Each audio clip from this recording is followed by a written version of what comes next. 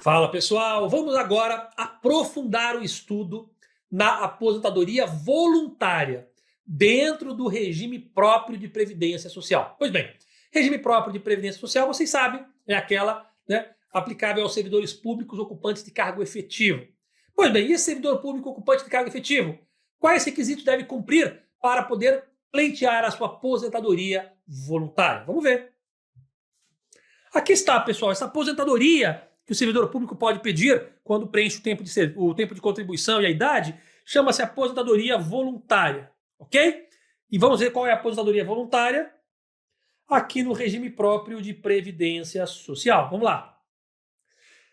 Vamos falar aqui no artigo 40, parágrafo 1º, inciso 3 da Constituição Federal, que trata da aposentadoria voluntária, né? Reforçando, o servidor abrangido por regime próprio de previdência social, será aposentado no âmbito da União, e essa regra vale para servidor público federal, aos 62 anos de idade, se mulher, isso nós já vimos, e aos 65 anos de idade, se homem. Beleza, até aqui tá tranquilo, né?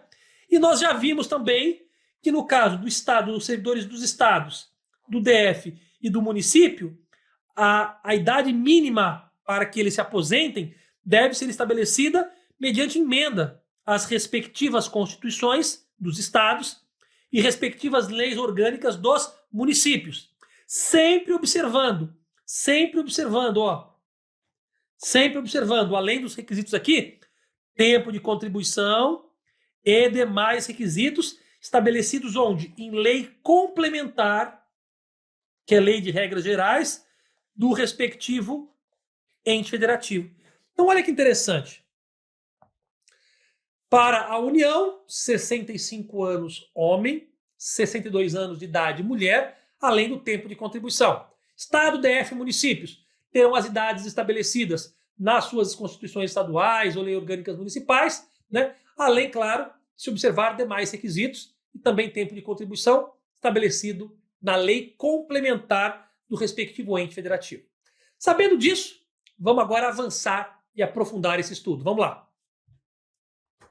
É aqui que vocês queriam chegar. Então vamos lá. Nós temos aqui na emenda constitucional 103 de 2019, artigo 10, parágrafo 1º, inciso 1, nós temos aqui as regras da aposentadoria voluntária. Veja, são regras que foram, né, alteradas, trazidas ou alteradas pela reforma da Previdência, pela emenda constitucional 103 de 2019. Vamos começar falando aqui desta regra da aposentadoria voluntária trazida pela reforma da Previdência. Vamos a ela. Até que entre em vigor lei federal que discipline os benefícios do regime próprio de previdência social dos servidores da União, ou seja, até que a lei venha disciplinar exatamente, detalhadamente, esses benefícios de aposentadorias e pensão por morte dos servidores da União, olha só o que se aplica aos servidores da União. Até que entre em vigor a lei federal que disciplina esses benefícios, né? Para servidores da União, aplica-se o que vamos ver agora. Então vamos lá. Servidor público federal. Servidor público federal. Como que se dará a sua aposentadoria? Bom, uma delas é essa aqui que nós já conhecemos. É a aposentadoria voluntária. E como é que o servidor público federal se aposenta voluntariamente hoje? Bom, começa pela idade. E a idade a gente já sabe qual é. Nós já sabemos que a idade é de 62 anos de idade para a mulher. E nós já sabemos que a idade é de 65 anos de idade para os homens. Agora, cuidado, pessoal. Eu vou trazer uma série de informações aqui. Não confundam as regras para a aposentadoria do regime próprio com as regras de aposentadoria do regime geral. A aposentadoria programada do regime geral tem as suas regras. Aqui nós estamos nas regras da aposentadoria voluntária do regime próprio para servidor público ocupante de cargo efetivo. Então vamos ver. A idade bate igual, né? 65 para homem e 62 para mulher. É a mesma idade do regime geral de previdência. Agora os outros requisitos são diferentes, olha só. Aqui, pessoal, seja homem ou seja mulher, tanto para homem quanto para mulher, 25 anos de contribuição.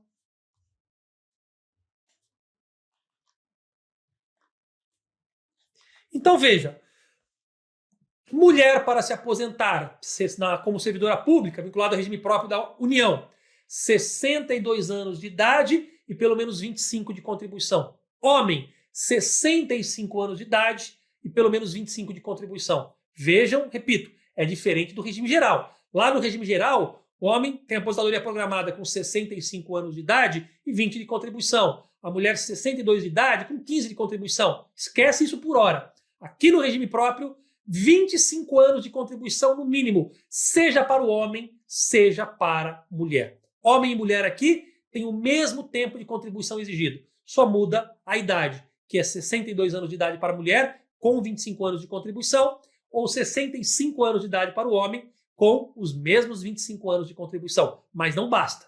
Tem que preencher todos esses requisitos ao mesmo tempo. Todos, não é apenas alguns deles. Tem mais requisitos para preencher. Então sabemos a idade, sabemos o tempo de contribuição, só que além disso, tem que ter 10 anos de efetivo exercício no serviço público. 10 anos de efetivo exercício no serviço público. Não adianta, por exemplo, um homem com mais de 25 anos de contribuição, né, faltando ali um ano para fazer 65 anos, ele entra no serviço público, espera fazer 65 anos e já aposenta. Não.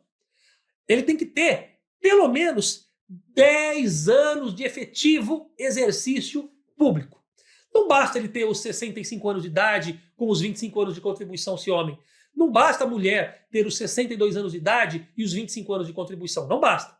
Para se aposentar pelo regime próprio, além de preencher idade e tempo de contribuição, tem que ter no mínimo 10 anos de efetivo serviço público. E tem mais ainda. 10 anos de efetivo serviço público, seja ele qual for. E além disso, mais 5 anos. Mais 5 não, né? Dentro desses 10, pelo menos 5, ele tem que ter exercido no cargo efetivo em que for concedida a aposentadoria. Então, olha que interessante.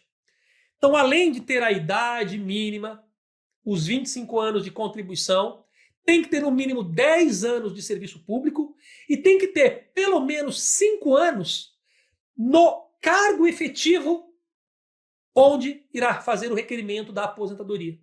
Não adianta, por exemplo, você mudar de cargo um ano depois já pedir para se aposentar. Não. Neste cargo novo que você está, esse último cargo que você está exercendo, o cargo em que será requerida a aposentadoria, você tem que estar neste cargo por pelo menos 5 anos. Então agora vamos de trás para frente. Para se aposentar voluntariamente, aqui, a aposentadoria voluntária no regime próprio, você tem que estar pelo menos 5 anos no atual cargo. Tem que ter pelo menos 10 anos de serviço público. Tem que ter pelo menos 25 anos de contribuição total na vida e pelo menos 62 anos de idade se mulher e 65 anos de idade se homem. Não adianta cumprir idade e tempo de contribuição se não tem 10 anos de serviço público. Não adianta cumprir idade e tempo de contribuição e ter 10 anos de serviço público se não tem pelo menos 5 anos no cargo em que se dará a sua aposentadoria. Combinado? Tranquilo? Vamos seguir. Muito bem. Vamos falar agora do artigo 26 caput da emenda constitucional. Ela fala sobre a base de cálculo da aposentadoria voluntária, ou seja, o valor sobre o qual, né, sofrerá ali a incidência da... como é que se fará, na verdade, o cálculo do valor que irá gerar o valor do seu benefício de aposentadoria voluntária. Vamos lá. Até que lei discipline o cálculo dos benefícios do regime próprio de Previdência Social da União, estamos falando de União, viu, pessoal? O que a emenda constitucional traz é a União, depois ela fala dos estados, DF e municípios, então por partes. Até que a lei discipline o cálculo dos benefícios do regime próprio de Previdência da União, como é que ele será calculado? Como é que a gente vai saber qual o valor da aposentadoria voluntária, né, no caso do servidor público federal? Será utilizada a média aritmética simples dos salários de contribuição e das remunerações adotados como base para a contribuição do regime próprio de previdência, ou seja, a mesma base que serviu para a incidência da contribuição é a mesma base que vai servir para o cálculo do benefício, atualizado monetariamente, tá certo? Correspondentes a 100% do período contributivo, ou seja, vai pegar todas as contribuições desde julho de 94 até hoje, né? Ou desde o início da contribuição, se começou posteriormente a julho de 94. Então a primeira regra é o seguinte: vai se fazer uma média aritmética simples dos valores que serviram como base para o recolhimento da contribuição, né? Quais foram os valores que serviram como base para o recolhimento da contribuição? Vai pegar esses valores, todos eles de julho de 94 até hoje, devidamente atualizados monetariamente, né? Correspondentes, portanto, a 100%, ou seja, a todo o período de julho de 94 até hoje, devidamente atualizados, aí faz uma média aritmética entre eles. Tranquilo? Então, média aritmética entre todas as remunerações ou salários de contribuição que foram usados como base de contribuição de julho de 94 até hoje. Seguindo. A média que nós mencionamos, calculamos no slide anterior, aquela média de todas as bases de contribuição de julho de 94 até hoje, atualizadas monetariamente e tal, aquela média do slide anterior, ela ficará limitada, ó, o máximo, né, limitada ao valor máximo do salário de contribuição do regime geral de previdência social. Pois é, nós estamos aqui no regime próprio, mas aquela média que nós calculamos ficará limitada ao mesmo teto utilizado pelo regime geral de previdência social. Em que caso? Para os novos servidores. Quem são os novos servidores? São aqueles servidores que ingressaram no serviço público em cargo efetivo após a implantação do regime de previdência complementar ou que tenha exercido a opção correspondente. Nós já falamos sobre isso, né? Mas vamos recapitular. Atualmente, os novos servidores, né, ocupantes de cargo efetivo, eles não têm mais aquela integralidade e aquela paridade de antigamente. Antigamente, se o servidor ganhava 30 mil, ele recolhia contribuição sobre 30 mil e ele aposentava com 30 mil. E cada vez que o ativo tinha aumento, ele tinha também. Então, ele tinha o salário integral, integralidade, e acompanhava os reajustes do servidor ativo, paridade. Só que após a implantação do regime de previdência complementar, todos os servidores que ingressarem no serviço público após a implantação do regime de previdência complementar não tem mais paridade e integralidade. Não tem mais todos os que ingressaram após a implementação do regime de previdência complementar, eles não têm mais essa questão da integralidade e paridade, ou seja, a contribuição deles sempre ficará limitada ao teto do regime geral e a base de benefício também sempre ficará limitada ao teto do regime geral, ok? Agora tem um detalhe. Tem, além desses novos servidores, tem aqueles antigos, que é o meu caso, que já eram servidores públicos efetivos anteriormente à instituição, à implantação do regime de previdência complementar. E aí aos antigos, anteriores, portanto, ao regime de previdência complementar, que é o meu caso, foi dado o direito de escolha. Nos foi dito o seguinte: você quer escolher continuar com a regra antiga, onde você recolhe sobre o seu salário integral e você se aposenta com o seu salário integral, ou você quer aderir à regra nova, onde a sua contribuição ficará limitada aos mesmos valores do regime geral e também você terá o seu benefício limitado ao teto do regime geral. E aí, nesse caso, aos antigos foi dada a opção, ok? E para alguns valia a pena optar, para outros não, cada um tomou a sua decisão. Eu migrei. Para mim valeu a pena bastante, eu migrei para a regra atual, que é a mesma regra de quem for ingressar agora. Você contribui sobre o teto do regime geral e se aposenta com o teto do regime geral. Ah, professor, mas não é melhor se aposentar integral do que se aposentar com o teto? Não necessariamente. Porque quem se aposenta com o teto do regime geral pode também contribuir para o regime de previdência complementar. Para cada real que você coloca, a União coloca o dobro. Então você vai capitalizando aí a sua contribuição e mais, o dobro não, perdão. Você coloca um valor e a União coloca um valor igual, dobra o seu capital, né? Então para cada real que eu coloco, a União vai lá e coloca um outro real, dobra o meu capital de previdência complementar, isso vai capitalizar até eu aposentar e vai me trazer uma complementação que, no meu caso, em alguns casos, se torna maior do que o salário integral. Para quem valia a pena, né, vale a pena migrar para a nova forma e aí recolher sobre o regime próprio e recolher por fora para o regime complementar com a participação da União, no caso, do servidor federal. Para mim, valia mais a pena do que manter a integralidade, a paridade. Para outras pessoas que estavam mais próximas de se aposentar, por exemplo, valia mais a pena manter a regra antiga. Cada um opta como queira, né? Mas o que eu quero dizer para vocês é o seguinte: aquela média para o cálculo da base do benefício previdenciário aqui de aposentadoria, ela será a média limitada ao teto do regime geral de previdência para os novos servidores, né? Posteriormente à implantação do regime de previdência complementar, ou aos antigos que optaram pela regra nova. Nesses dois casos, aquela média do slide anterior ficará limitada ao teto do regime geral. Combinado? Vamos seguir.